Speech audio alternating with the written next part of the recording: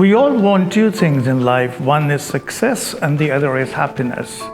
And whereas each one of us has a different concept and idea of what success and happiness is, but there's one factor which ultimately determines our happiness and our success, and that is our ability to develop and maintain relationships. We go to a school to learn how to read, write, add, and multiply. I wish there was a school where we could go and learn how to develop and maintain relationships. Because in the world of today, you may be surprised to know that 85% of your success depends on your ability to handle people. In other words, your ability to maintain and develop relationships. Today, I'm going to share with you 5 reasons why relationships get into trouble. And later, we'll talk about 5 simple strategies that you can employ to improve your relationships with people around you. I am Dr. Saad Malik. I am Professor of Psychiatry at Shalimar Medical and Dental College.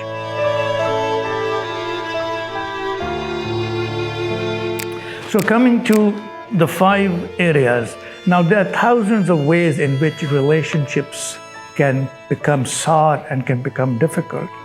But surprisingly, they all boil down to 5 specific areas which you need to know. Number 1 is having high expectations from other people. In our culture particularly, where emotions run high and relationships get enmeshed, people have unrealistic expectations from people around them, especially in our joint family system and in other relationships. The result is that even if the other person is trying his or her best to meet your demands, your high jump bar of expectation is so high that they fail to reach them and you are constantly miserable. So having high expectations from people is one area. Number 2 is jealousy. People who are jealous in relationships tend to be over-possessive about other people. And it's very interesting, but many people think this is their love for them. But actually, it is not love for the other person when you become possessive and controlling. It is a roundabout way of loving your own self. So when there is jealousy, there is over-possessiveness. That is not true love. The third problem area is where you are constantly indulging in self-pity, where you take yourself as a victim and you take the other person as a villain. This is particularly seen between in-laws and a daughter-in-law, or between husband and wife, where one spouse who takes on the role of the victim feels there's nothing on his or her part as responsible for the sour relationship, and all improvement that has to come from the other party. So this is when self-pity becomes a problem. In our culture, we have a system in which we get married to partners, and we look for all the wrong things. What is the father doing? What is the uncle doing? We never focus on the compatibility between the two partners. This, I think, in our culture, and a major reason why most marriages are compromises, because there is no compatibility or very poor compatibility between the people who are getting married together. Another problem area is when one person demands, I'm insisting on the word demands that the other person changes. Again, a lot of marriages get into trouble because the two partners are not willing to change themselves. They expect and demand that all problem lies with the other person. People who come for marriage counseling, they do well when both partners are willing to change, but when all responsibility and blame is on the other partner, even marriage counseling does not work. So these are 5 problem areas which lead to issues in relationships. And now we come to the 5 strategies which will help in your relationship repertoire. Number one, be generous with compliments. There's a basic drive in each one of us to feel important. When you give a genuine compliment, you are fulfilling this need of the other person. And by that, you're making this person a happier person. And when you do this as a habit, people would love to be in your company because you're saying such positive things about them. So be generous with compliments. Be very conservative with criticism. Number two, respect diversity in people. Your view about situations is just your view. It is not an absolute view. Everybody has a different perception of the same situation and the same event. We are all different because of our genes, because of our life experiences, because of our thoughts, beliefs, personalities.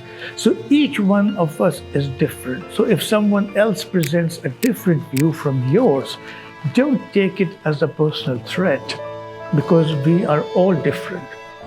And try to learn from other people's perspective rather than get threatened by it. The third strategy is what we call the 4 choices. In every relationship where there are problems, let's say in a marriage, never say, I don't have a choice. We always have a choice. Let me share 4 choices with you in a bad relationship. One is protest. This means that you change yourself. You develop new ways of communicating with the other person. And when you do that, the other person inevitably changes as well. That's one choice, change yourself. Number 2 is you tolerate the situation, but without resentment and bitterness. If you have no other alternative, then just stay in the situation, but don't be resentful about it, because this is the best situation you have. The third option is that you stay in the situation and tolerate it with resentment. Now, this is the worst situation to be in, because here you don't change the situation and you are constantly cribbing about it. Sadly, in our culture, people often choose the third choice. And the fourth choice is, if you find you've tried everything, then the best is to leave the relationship. Sometimes that is the best thing to do, because we all have a right to happiness. So these are the 4 choices.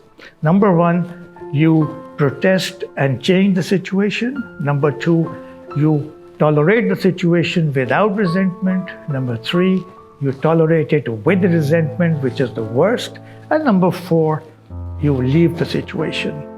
So moving on to number 4th strategy, that is develop the art of empathy. Empathy is putting yourself in the shoes of the other person and experiencing what the other person is going through. It's different from sympathy. Sympathy is when you say, I understand how you feel. This is sympathy. But when you say, I feel how you feel, this is empathy. Those of us who have empathy in them, they can understand the plight of the other people. They can see the world from their perspective. And when they're able to do that, they develop better relations. The next strategy is learning how to argue. Now, this again seems very interesting, that can you really learn how to argue? The answer is yes. There are 4 steps that you have to watch for. Number 1, be brief. When you decide to argue over an issue, fix a time limit. Number 2, be specific. Don't bring all the past conflicts and all the past issues into this particular conflict resolution. Just stick to the issue in question. Just stick to the issue that you are getting mad about. So be brief, be specific. Number 3, don't use labels and insults. Don't say you are a slob, you are an idiot, or you are whatever. Because when you hurl labels and insults, the other person takes them literally, whereas you are doing it metaphorically. But this can lead to serious relationship issues. Try not to say two words. One is always and the other is never.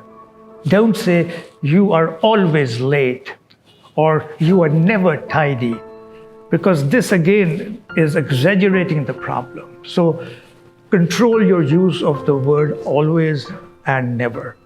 And finally, learning how to argue given on non-crucial issues.